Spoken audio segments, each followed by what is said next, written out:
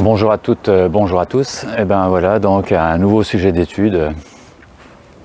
Troisième voiture de la famille ici, la voiture de ma fille, une Citroën C1, essence, 3 cylindres, 1000 cm3, 68 chevaux. Donc une version de 2010. Donc voilà, ça commence aussi à prendre de l'âge. Et cette bête-là, eh ben, il se trouve qu'elle boit beaucoup d'huile. Il faut sans cesse faire la pointe, hein, donc ça bouffe dans les 1 litre d'huile tous les 500 km, donc hein, ça fait 1 litre à remettre à chaque plein. Donc il y a un problème et pourtant il n'y a pas de fuite, il n'y a aucune fuite, aucun écoulement d'huile nulle part. Donc qu'est-ce qui se passe dans ces cas-là? Eh ben, l'huile elle part en vapeur.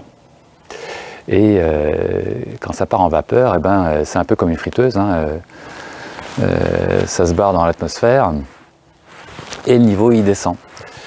Et qu'est-ce qui se passe en fait? Eh ben, c'est le renifleur, le déshuileur, enfin bref, le conduit qui permet de ramener les gaz de combustion chargés d'huile, très gras, hein. Donc il y a un conduit qu'on appelle le renifleur qui ramène ça donc à l'admission. Et donc ça permet comme ça, et dans le carter, et donc de ne pas perdre d'huile, hein. L'huile est récupérée, hein. C'est comme une hotte, mais qui remettrait l'huile dans la cuve. Et voilà, je vais vous montrer un petit peu comment ça se passe. Alors, voilà. Donc en fait, le fameux déshuileur, il est ici, voilà, et le conduit est là, voilà. Donc là, il y a une valve soupape, on va le voir tout à l'heure, et vraisemblablement, il y a un truc qui bouche là-dedans, et donc c'est un sujet qui est assez bien documenté, assez connu sur ces voitures-là. Et il va falloir que je dépose la boîte à air, le couvre-culasse et toutes les bidouilles qui sont fixées dessus pour pouvoir faire le job. Allez, c'est parti. Bon, eh bien voilà, une fois qu'on a retiré le couvre-culasse, eh bien voilà, on a donc la vue sur le moteur avec les 2 arbres à cam. Donc il n'y a pas de culbuteur, hein, sur cette affaire-là. Ça fonctionne différemment. Donc là on a la chaîne de distribution, il n'y a pas de courroie. J'en ai bavé, hein, parce que là il y avait des capteurs et des sondes qui étaient fixés un petit peu partout sur le couvre-culasse, voilà, et comme il fait très froid et que je voulais rien casser, et ça m'a pris un sacré bout de temps. Voilà, donc en tout cas là on a une vision sur toute l'affaire. Donc tout ça baigne dans l'huile, c'est normal, c'est normal. Donc voilà, je nettoierai bien le plan de joint avant le remontage. Donc là je vais couvrir ça pour que ça prenne pas trop la saleté. Alors le couvre-culasse, en fait voilà, d'ailleurs là on voit la boîte à air, là on a le couvre-culasse. Donc cette affaire là, voilà, donc normalement là il y a le filtre à air,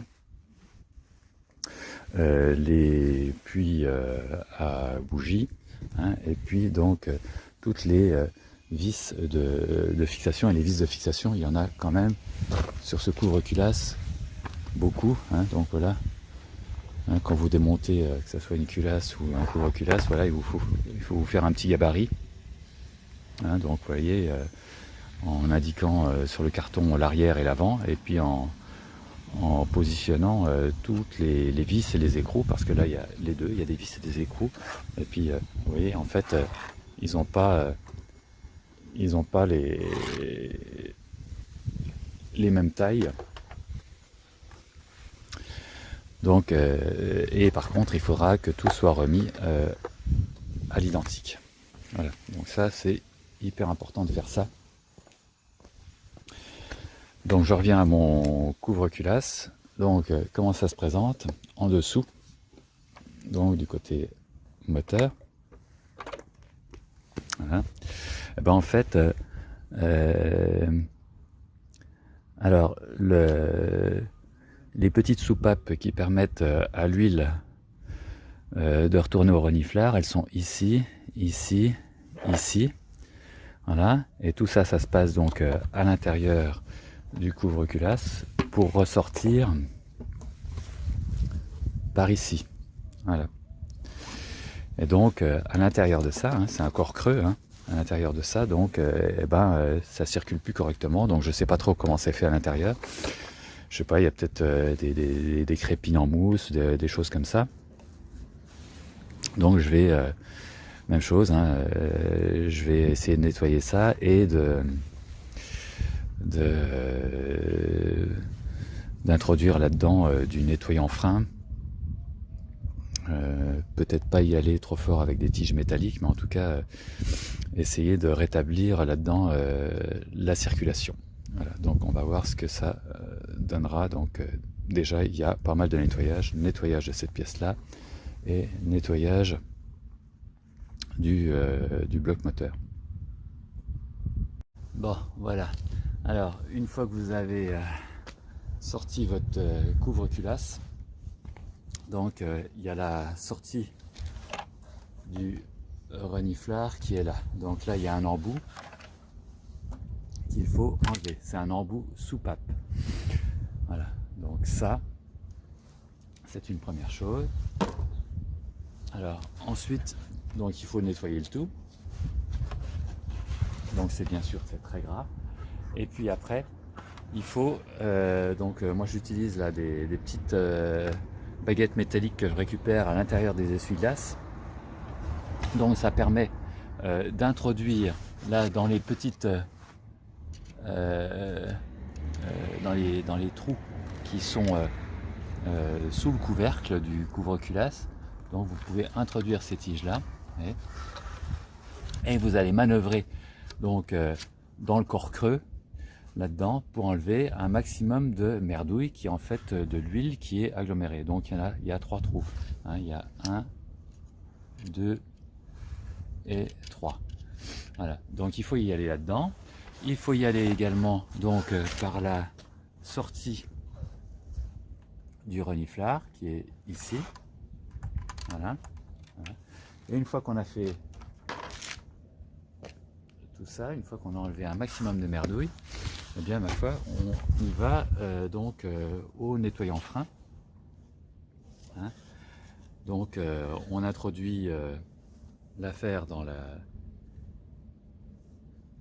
trou à l'intérieur, on y va au nettoyant frein et on en met un max, hein, jusqu'à ce que ça finisse par sortir par l'autre côté. Alors là, moi ma bombe là je l'ai pratiquement complètement vidée, donc il n'y a plus grand chose qui sort. Il faudrait que j'aille en racheter. Ouais, elle est vide. Mais enfin voilà, donc ce qu'on vient de faire. Voilà. Et puis après ça il faudra laisser sécher et encore une fois derrière ça tout nettoyer. Et même chose sur l'embout, hein. Donc l'embout il va l'huile va de l'orange vers le blanc, hein, donc c'est la même chose. Là il faut en mettre un maximum là-dedans pour bien tout nettoyer. Voilà. Bon allez, c'est quelques heures plus tard, il fait bien froid, je suis retourné chercher du nettoyant frein. Donc je vais essayer de vous montrer que ça va bien sortir par là où il faut. Voilà. Donc là où il faut que ça sorte, c'est ici. Et donc là, je vais mettre du nettoyant frein en le passant dans les petits trous. Allez, si ça veut bien y aller.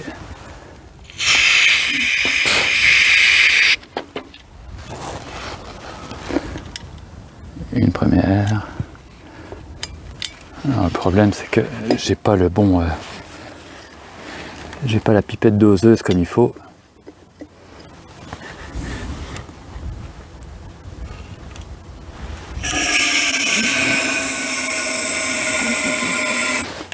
Voilà, là on voit que ça pisse bien.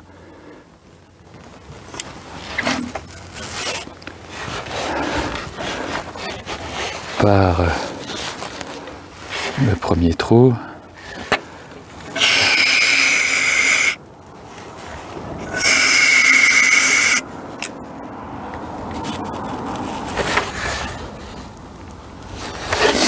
Voilà, donc ça pisse par le premier trou, c'est-à-dire celui qui est ici. Et maintenant j'aimerais bien que ça pisse par là.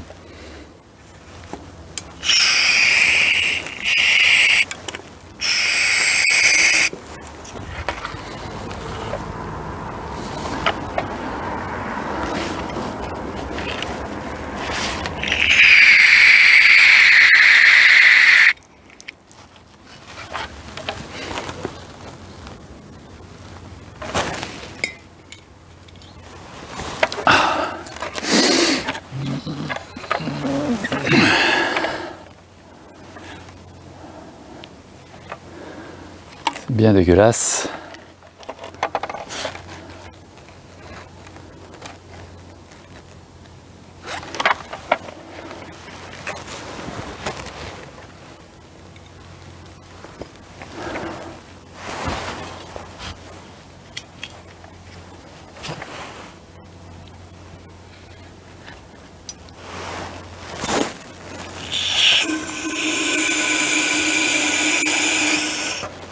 Voilà. Là, ça pisse par le bon trou. Voilà, et c'est même plutôt assez clair maintenant. Il faut dire que j'en ai vidé une bombe à peu près complète. Allez, encore un petit coup. Hein.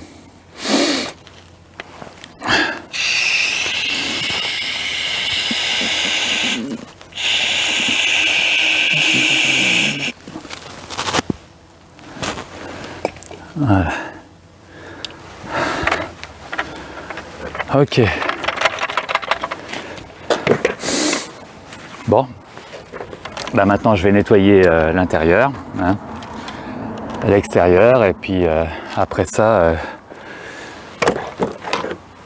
rejointage et reposage. Bon, ben voilà, donc mon couvre-culasse est bien propre de partout, il est bien nettoyé intérieur, extérieur. Alors je me suis aperçu que en fait là au-dessus on est bien d'accord qu'il y a la boîte à air. En fait la boîte à air elle récupère aussi des vapeurs d'huile qui redescendent par ce conduit en fait et qui atterrissent donc sous le couvre-culasse avec les deux arrivées qui sont ici. Donc en fait les vapeurs d'huile elles vont dans ce sens là et elles redescendent ici. Et pour ce qui est du renifleur, en fait c'est le troisième, là celui qui est isolé, qui donc récupère donc les gaz chargés de vapeur d'huile et qui les emmène donc sur ce conduit là ici là qui est donc ce qu'on appelle le renifleur ou le déshuileur, enfin bref, ce qui permet de réenvoyer donc ces gaz huileux vers l'admission. Donc voilà, c'est comme ça que ça repart. Et donc ici, sur cet embout là, il y a donc cette fameuse petite valve, hein, donc ça sort par le côté orange et ça va vers l'admission, vers le côté blanc. Hein, et donc c'est une valve soupape qui s'appelle une valve PCV. Je ne sais plus ce que ça veut dire en anglais, enfin bref, donc CV comme ventilation. Et cette affaire-là, donc, elle doit permettre le passage dans ce sens-là et pas en sens inverse. Hein. Voilà, donc là ça passe et là c'est censé ne pas passer. Et je me suis aperçu qu'en fait en soufflant comme ça à la bouche, hein, elle permet quand même un petit peu le passage à rebours. On sent qu'il y a un petit peu quelque chose. Donc je sais pas, elle est peut-être un petit peu KO. Donc celle-là, j'ai fini par la trouver sur internet, mais c'est assez compliqué. En fait, on la trouve pas sous les références de Citroën C1 ou de Peugeot 107. Il faut la trouver dans les références de Toyota Aygo. Donc voilà, c'est la valve PCV. Voilà, si vous la cherchez, je pourrais vous donner les références. Et ça, en fait, c'est peut-être la cause principale de la panne, donc en tout cas de la surconsommation d'huile et du fait que le déshuileur donc ne fonctionne pas. Donc dans cette affaire-là, je vous avais dit peut-être qu'à l'intérieur il y avait une crépine ou quelque chose. Non, en fait il n'y a rien du tout. Hein. On peut y aller avec la tige en fer sans problème. Donc moi j'y suis allé joyeusement. Donc là, je vais maintenant passer un coup de joint silicone sur le joint du couvre-culasse, hein, vous voyez, donc il fait tout le tour du couvre-culasse, et puis au milieu il y a les 3 puits de bougies d'allumage. Voilà. Donc voilà, je vaporiserai du lubrifiant silicone et sur le joint et sur la rainure du couvre-culasse pour que ça tienne bien au moment où je le poserai dans le moteur. Alors là je vais faire une subtile. Voilà, j'ai retourné la caméra et donc je peux reprendre. Donc dans cette affaire là, voilà, j'approche un petit peu l'affaire. Donc là, donc on voit tout le haut de la culasse, hein, donc c'est pour ça que c'est un couvre-culasse avec donc l'arbre à cam d'admission, l'arbre à cam d'échappement. On dira couvre-culasse tout simplement parce que on peut pas dire cache-culbuteur, il n'y a pas de culbuteur là, dans cette affaire-là. En fait, il n'y a pas de réglage de jeu au soupape avec les culbuteurs parce qu'en fait, ce sont des poussoirs. Donc en fait, les poussoirs, on les voit sous les cames là qui sont ici. Là, il y a des poussoirs donc ma foi, quand ça claque un peu trop, donc il faut démonter le tout. Alors là, c'est une opération qui est un peu compliquée parce qu'il faut déposer les 2 armes, ce qui veut dire déposer la chaîne de listrie afin de remplacer les poussoirs par des qui vont avoir une hauteur plus importante. Et je crois qu'il y en a 29 tailles. Donc moi le moteur il a 200 000 bornes, bon il claque pas parce que je mets toujours de la bonne huile, hein, de la 10W40 qui permet que voilà, ça soit une lubrification correcte quelle que soit la température ambiante. Donc quand j'aurai reposé mon joint sur le couvre-culasse, donc je vais devoir mettre 2 petites schlickettes, une ici et une ici,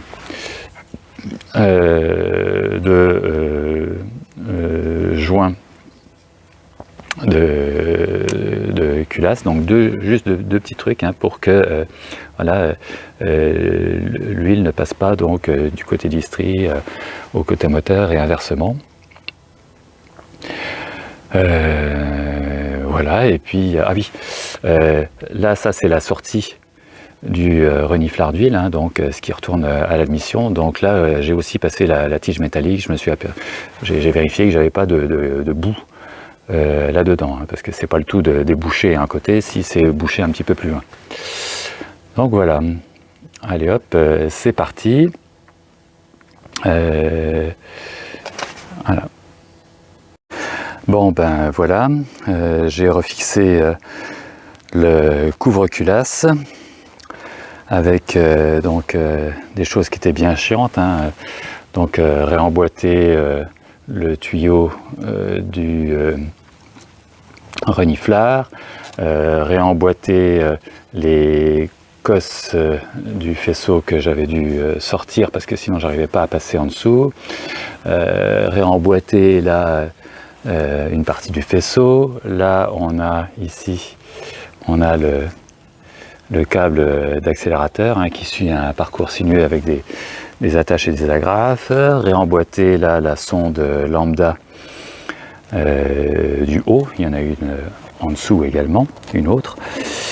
Et puis bien sûr remis mes têtes d'allumage sur les bougies. Donc voilà, donc j'étais bien content, hein, avec mon petit plan là, ça marchait bien. D'ailleurs il y a un ordre pour retirer les 15 vis, il y a un ordre pour les reposer. Et grosso modo, c'est à chaque fois on va d'un extrême à l'autre, hein, c'est un peu comme une culasse, hein, il s'agit de serrer tout doucement.